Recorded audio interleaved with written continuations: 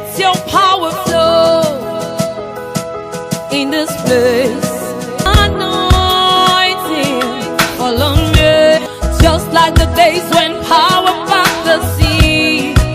Your power remains the same. Yes, you never change. Gloire à Dieu. Alléluia. Nous sommes ici réunis pour parler de la part de l'Éternel, notre Dieu, le Créateur de l'univers.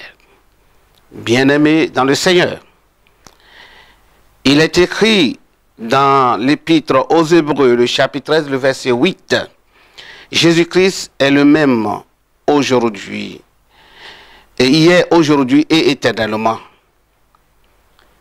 Et bien que les hommes aient beaucoup à offrir, nous devons garder les yeux fixés sur Christ, notre chef. Contrairement à tous les autres chefs, le Seigneur Jésus-Christ ne change pas et ne changera jamais. Il a été et sera le même pour toujours. Dans un monde en constante mutation, nous pouvons nous appuyer sur un Seigneur immuable qu'est notre Sauveur Jésus-Christ.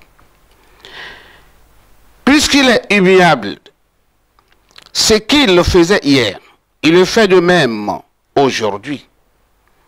C'est pourquoi, frères et sœurs en Christ, je partage avec vous comme mon thème ce qu'il faisait.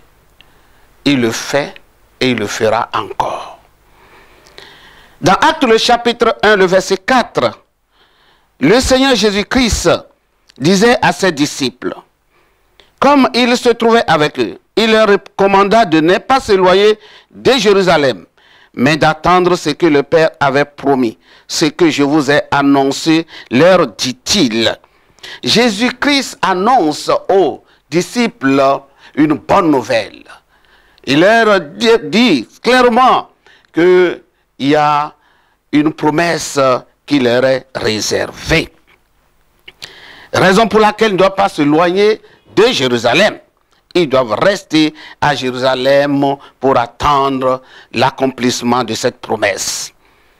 Et cette promesse dont il est question, nous la retrouvons dans le livre du prophète Joël.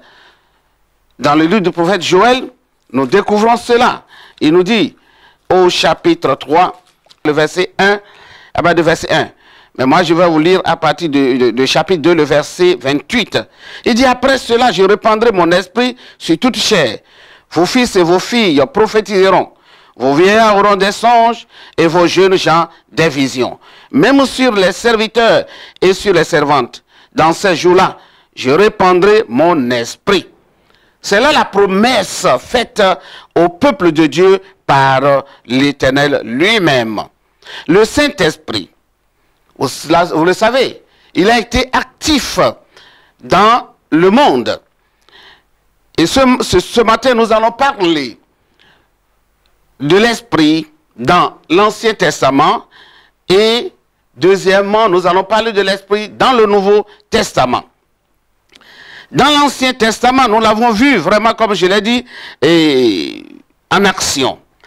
Mais désormais, son ministère ne sera plus limité en Israël seul, mais son ministère s'étendra un peu partout dans le monde. Il sera donné à tous les croyants du monde entier de bénéficier de cette grâce qu'est le Saint-Esprit.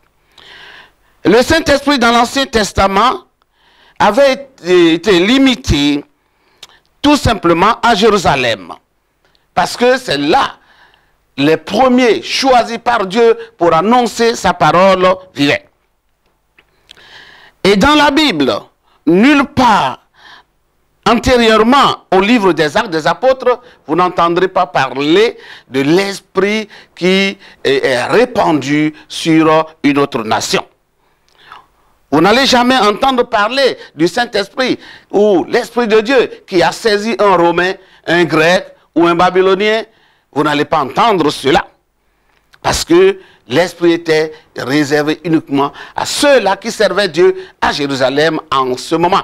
C'est-à-dire les prophètes, les rois, et ainsi de suite. Mais à partir de maintenant, comme nous l'avons lu tout à l'heure dans Joël, le chapitre 2, verset 28, selon Louis II, il sera déversé sur tous les hommes, d'où l'accomplissement de cette promesse. Et l'apôtre Jean, dans son 14e chapitre, le verset 16, nous dit qu'il demeurera éternellement avec nous. C'est-à-dire, le Saint-Esprit demeurera éternellement avec nous. Bien-aimés dans le Seigneur. Le Saint-Esprit, hier, était répandu sur les prophètes, les rois, et tous ceux-là qui sont désignés pour servir Dieu. C'est comme ça se remarquait dans l'Ancien Testament. Mais aujourd'hui, qu'est-ce que cela est devenu dans le Nouveau Testament? Et dans le Nouveau Testament, nous voyons le Saint-Esprit qui a pris une autre dimension. Et avant d'aborder cela, qu'il me soit permis, bien-aimés dans le Seigneur, de vous définir un peu ce que c'est que la Pentecôte. En réalité, on parle de la Pentecôte aujourd'hui parce que nous, c'est le jour-là que l'Esprit de Dieu a été donné à son Église. Mais en réalité, la fête de Pentecôte existait bien avant la descente du Saint-Esprit sur les disciples. La Pentecôte tombait 50 jours après la sortie de l'Égypte. Après que les enfants d'Israël étaient sortis de l'Égypte, 50 jours après, ils ont eu à célébrer la fête de Pentecôte selon Exode chapitre 12, de verset 1. Et l'agneau pascal a été immolé en ce moment, plus précisément le 14 avril 1491 avant Jésus-Christ. Et Israël quitta l'esclavage la nuit suivante, exactement 50 jours. Plus tard, le peuple arriva au Sinaï. C'était la première semaine du mois de juillet. Exode 19, 1. Et dans le Nouveau Testament, je me pose la question, quelle est cette coïncidence? Dans le Nouveau Testament, on nous parle maintenant de la Pentecôte. Et Pentecôte tombait 50 jours après la résurrection de Christ. De l'autre côté, c'était tout juste après la délivrance. Ils ont eu à observer la Pentecôte, cette fête de moisson. Et quant à nous autres, dans le Nouveau Testament, c'est 50 jours après la résurrection, après cette grande victoire remportée par notre Seigneur et Sauveur Jésus-Christ. La victoire sur la mort, la victoire sur les œuvres des ténèbres, la victoire sur le monde et la victoire sur toutes les forces maléfiques. Bien-aimés dans le Seigneur. Le Seigneur Jésus-Christ avait eu à passer 40 jours après sa résurrection avec les disciples.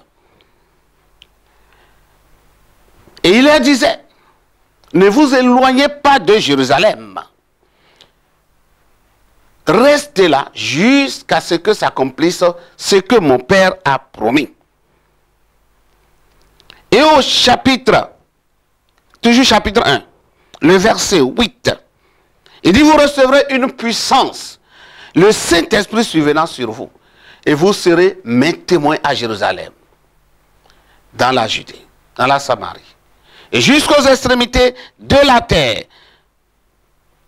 Cette promesse faite leur donnera une force, une nouvelle onction pour faire face à l'œuvre qui les attend.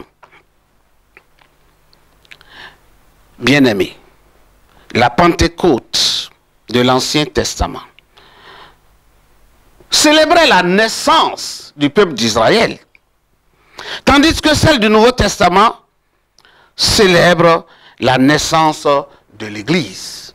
Voyez, frères et sœurs en Christ, nous devons comprendre l'importance de toutes ces choses. L'autre célébrait la naissance de la nation d'Israël, et celle du Nouveau Testament célèbre la naissance de l'Église. Mes frères, quels sont les résultats de la descente du Saint-Esprit? Le premier miracle qui nous touche et qui doit nous obliger aujourd'hui à nous mettre résolument au travail, c'était la conversion des milliers d'âmes. La Pentecôte, en réalité, mes frères et sœurs, n'est pas une fête pour manger et boire seulement. Mais elle est une fête au cours de laquelle l'on doit rechercher à tout prix la face de Dieu. On doit chercher à recevoir de la part de Dieu son onction pour l'œuvre pour laquelle nous a choisi. Le plus grand miracle, c'est la conversion des âmes. Et c'est après cela qu'est venu les guérisons, les délivrances et tout ce que vous pouvez citer. Le jour de la descente du Saint-Esprit, Pierre et les autres apôtres avaient eu le privilège d'annoncer la parole sous l'onction du Saint-Esprit. Et cette onction a continué par couler dans la vie des apôtres. D'où au chapitre 3 des Actes des apôtres, nous voyons Pierre et Jean qui allaient à l'église. Et ce jour-là, la parole de Dieu nous déclare qu'ils sont interpellés par un mendiant infirme qui leur demanda de l'aumône. Et Pierre répondit: je n'ai ni or ni argent, mais ce que j'ai, je te le donne. Au nom de Jésus-Christ de Nazareth, lève-toi et marche. Voici une parole de conviction, une parole de foi, une parole de détermination. Il dit: je n'ai ni or ni argent, mais ce que j'ai, je te le donne. Au nom de Jésus, lève-toi et marche. Et la Bible nous déclare clairement que cet homme s'est levé, il a marché pour la gloire de Dieu. Alléluia. Et aujourd'hui, cela nous interpelle tous, nous en tant qu'enfants de Dieu. C'est un défi que nous sommes appelés à relever. Est-ce que nous sommes capables aujourd'hui de dire à un impotent: je n'ai ni or ni argent? Est-ce que nous sommes capables aujourd'hui de dire à un infirme: lève-toi et marche? Et il va marcher. C'est là la grande question. On ne reçoit pas le Saint-Esprit pour le mettre dans sa chambre. Le baptême du Saint-Esprit ne consiste pas seulement à parler en langue. Mais plus qu'on parle en langue, plus on doit travailler. On doit prêcher la parole de Dieu. On doit aller à la conquête des âmes. Et c'est ce que nous ne faisons pas. C'est regrettable. J'ai lu cette histoire. On nous dit en 1260 de notre ère, Thomas d'Aquin rendit visite au pape Innocent IV, qui lui présenta toutes les richesses de la papauté. Et il lui présenta toutes les richesses de la papauté. Et après avoir admiré ces trésors, Innocent déclara: voyez-vous, mon brave, il a appelé Thomas d'Aquin mon brave, je ne peux pas dire comme le premier pape, je n'ai ni argent ni or. Vous voyez, il dit: je ne peux pas dire comme le premier pape, je n'ai ni or ni argent. Il parle de Pierre. Thomas d'Aquin a scié ça et ajouta doucement: et vous ne pouvez pas dire non plus, au nom de Jésus-Christ, lève-toi et marche? Mes frères et sœurs, ceci nous interpelle. Aujourd'hui, qu'avons-nous fait de l'Esprit que nous avons reçu. Qu'est-ce que le Saint-Esprit est devenu au sein des églises? Occupe-t-il encore sa place? Est-ce que nous continuons toujours par lui donner cette place qu'il lui faut afin de lui permettre d'accomplir les œuvres qu'il faisait hier dans notre congrégation? Peuple de Dieu, nous sommes appelés à laisser l'Esprit de Dieu conduire tout au sein de sa communauté. Nous sommes appelés à laisser le Saint-Esprit inonder les cœurs afin de les amener à servir Dieu comme cela se doit. Frères et sœurs en Christ, bien-aimés dans le Seigneur, voici une question très importante et pertinente que d'Aquin a posée à Innocent IV. Aujourd'hui, nous avons de l'argent. On ne peut plus dire à un paralytique que je n'ai pas de l'argent ni de l'or. Parce qu'on en a. On ne peut plus dire à un paralytique aujourd'hui, ce que j'ai, je te le donne. Au nom de Jésus, lève-toi et marche. Tout le monde est préoccupé par l'argent, par la richesse.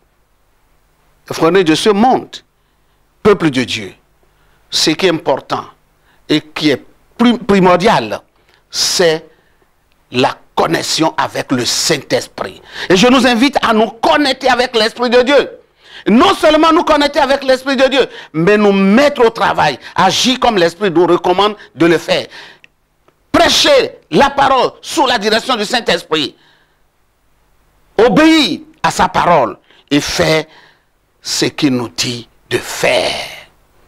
Bien-aimés dans le Seigneur, je prie le Saint-Esprit de nous éclairer et de nous aider à permettre à Jésus-Christ de continuer son œuvre qu'il faisait hier au sein de la communauté et autour de nous.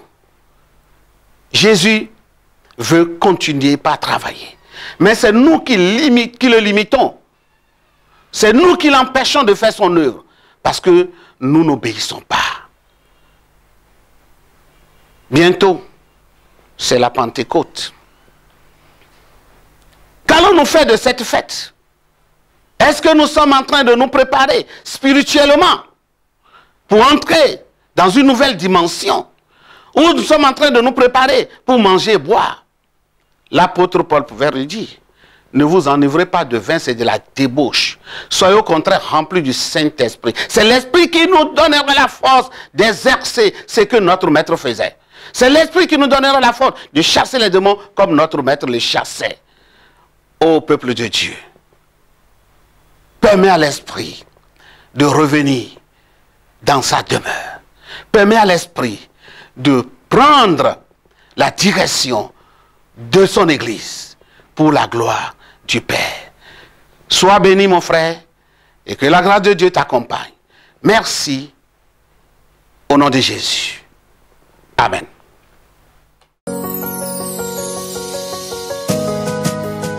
Let your power flow in this place. Anointing fall on me, just like the days when power